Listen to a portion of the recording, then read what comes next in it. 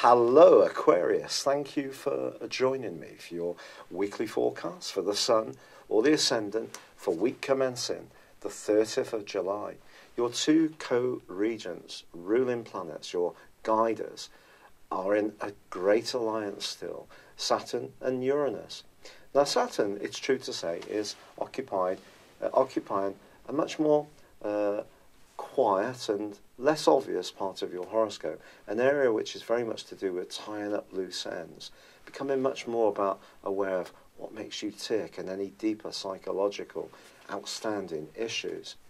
But Uranus, of course, is in the part of your horoscope to do with home, family, emotions. But it could be this area itself that you do see yourself evolving in a step-by-step way, but very positively. It's exciting stuff. And of course, with the Sun and Mercury in your opposite sign of Leo, it's very much about relationships at the moment. But Mercury, of course, is tracking backwards. Now, of course, it has rather a difficult reputation when this happens, usually 3 times a year, sometimes partly 4. But in this particular instance, I think it may be an opportunity to revisit a relationship which isn't working very well.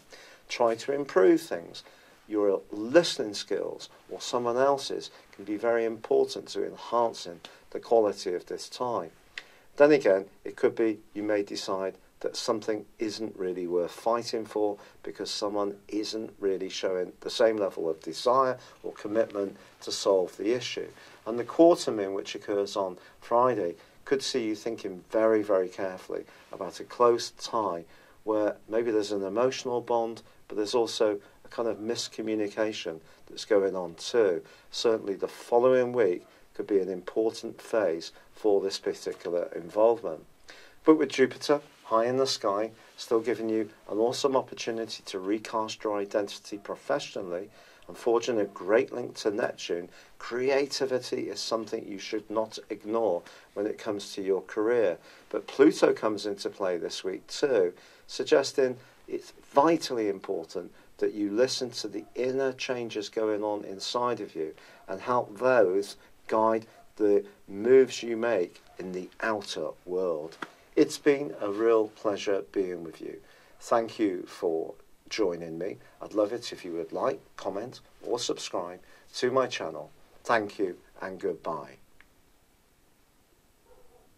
Hello Aquarius, thank you for joining me for your monthly forecast for July. The most important detail of this month is that Mars, the planet of drive, is going to continue to be with you for the duration of the month. Now it is going to clash with Uranus in the last 10 days, a bit like it did for 2 weeks in May. Now of course, Uranus has now moved into your sector of home and family. So your desire to get your voice heard is definitely going to be strengthened by the resolve of Mars.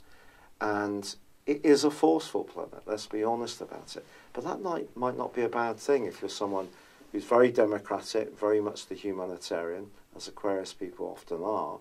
And perhaps no bad thing to be a bit firmer about what you require from situations. But Mars is also going to be forging an incredibly important lunar eclipse on the 28th in your zodiac sign. And this is kind of saying to you, the moon is about your relating, it's about your needs. Mars is much more about the ego. I think we put these two together. In the next 6 months, I think you're going to have a determination to have your voice heard like you've not had for many a moon. You want to gain greater recognition. Now that could be in terms of your work, your creativity, in terms of your family, your friendship group, your locality, or it could just be something that's very deeply personal to you. But I do feel that as long as you handle this well, this can be a very positive influence. If you don't handle it so well, it could make you more volatile, it could make you a bit needy, it could make you a bit more self-centered, if I dare say it. I'm sorry, I'm the astrologer who tells the truth. Everyone else seems to tell everyone everything's going to be amazing. And of course, a lot can be amazing, but we live in a very difficult world. So let's get real, yeah? And I'm sure as an Aquarius, you would really relate to that too. Now, the other key impact this month occurs with Jupiter, the planet of growth, which goes into forward motion on the 10th. Now, for you, this is very much to do with acclaim, it's to do with recognition, it's to do with your work. So if there has been a sense that things have been really treading water for 4 months, things are going to go forwards. Don't underestimate your imagination and your creativity. They're vitally important to how you manifest your talent in the wider world. If you do work in an environment where it's much more difficult to be a free spirit, it's not so easy to do that, because if you're going to be a natural bohemian, it may be difficult to get along with people. But if you are running your own business, or you're in a job where you're lucky enough to be a creative, then certainly this is a fabulous opportunity to keep pushing on. Now, of course, Uranus is known as being the modern ruler of Aquarius, but Aquarius people have a duality.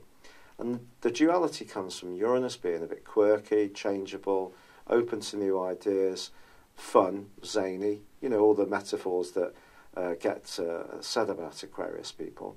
But the archetype that's less well known and less out there is that the traditional ruler of Aquarius is Saturn.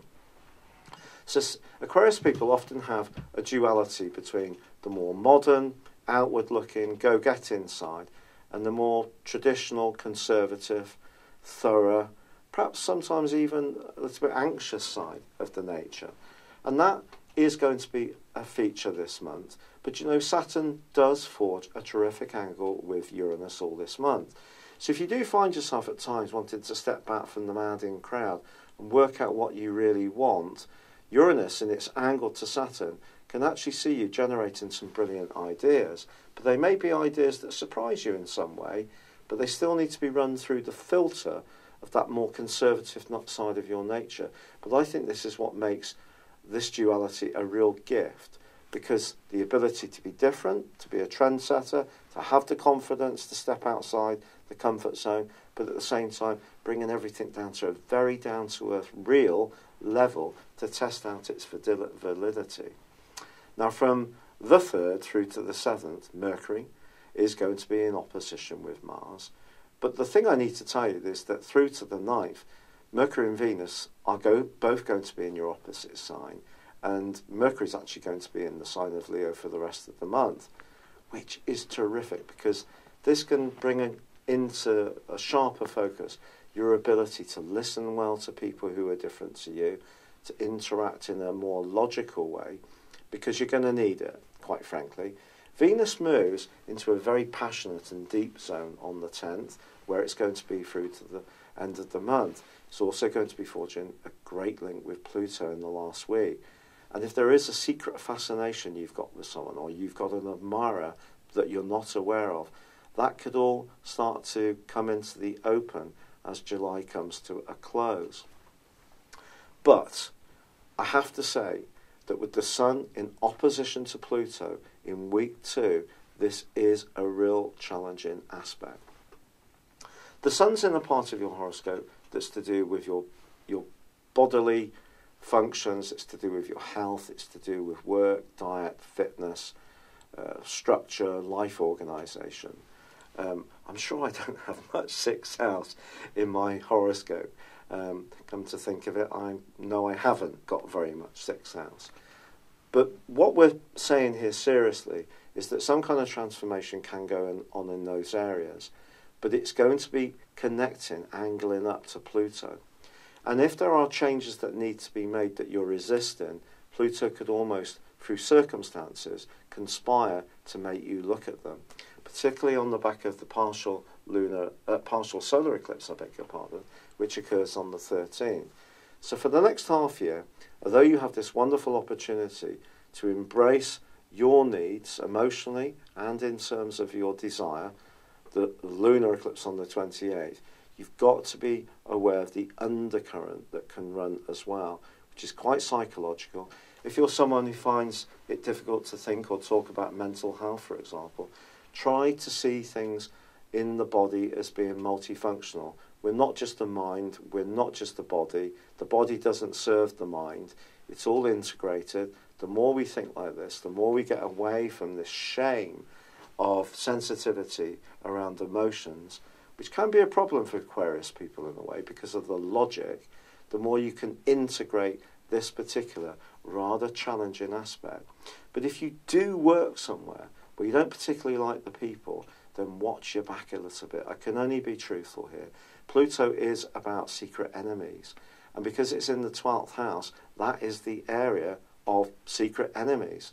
So just be mindful that someone may plot or use the dark arts to in some way get at something that you're doing in a very honourable and worthy way, maybe even something I'm doing too.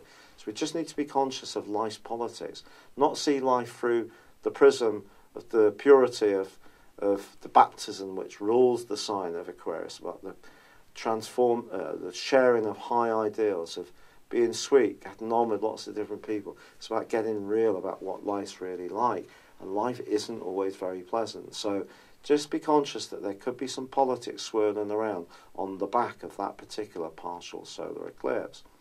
But redemption does come on the 23rd when the Sun moves into Leo. This is lovely if you're wanting to improve your relationships, meet someone. But on the 26th, Mercury does slam on the brakes. Mercury, how do you find Mercury retrogrades? The last one that we had, oh my word, the amount of glitches with computers and software and forms and all sorts. But of course, all we can do is try to mitigate the things that we can influence. So in this area, this is about relating.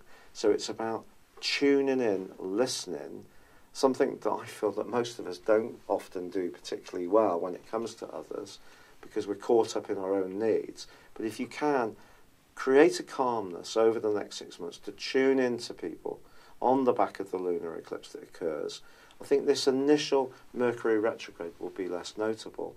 However, what is obviously going to make things a bit more difficult is the fact that Mars is squaring with Uranus. So if you find yourself more impulsive as this month draws to a close, just try to rein that in a little bit. Try to think things through.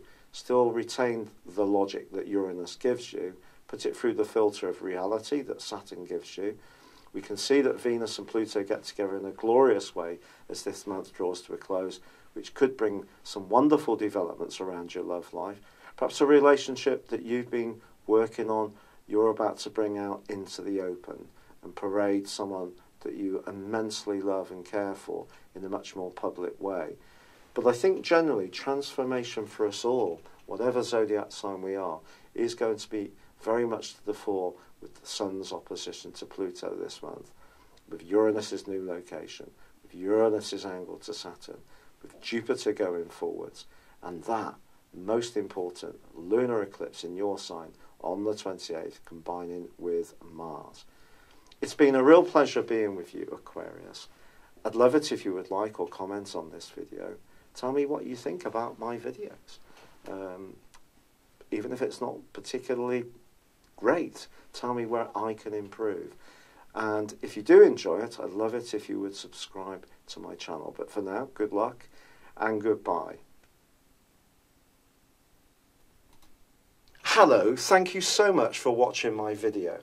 I'd love you to join me at my Horoscope Ace app. You can find this at www.horoscope-ace.com. You can use it through Android, iOS, Apple or Facebook. Check out your ascendant or your moon sign or download your free birth chart. There's all your favourite videos, plus there are daily, weekly, monthly and yearly horoscopes for general, love, Chinese and Indian astrology. If your passion is tarot, there's my brilliant 3-card money or love tarot readings too. And it's all there at www.horoscope-ace.com. Thank you.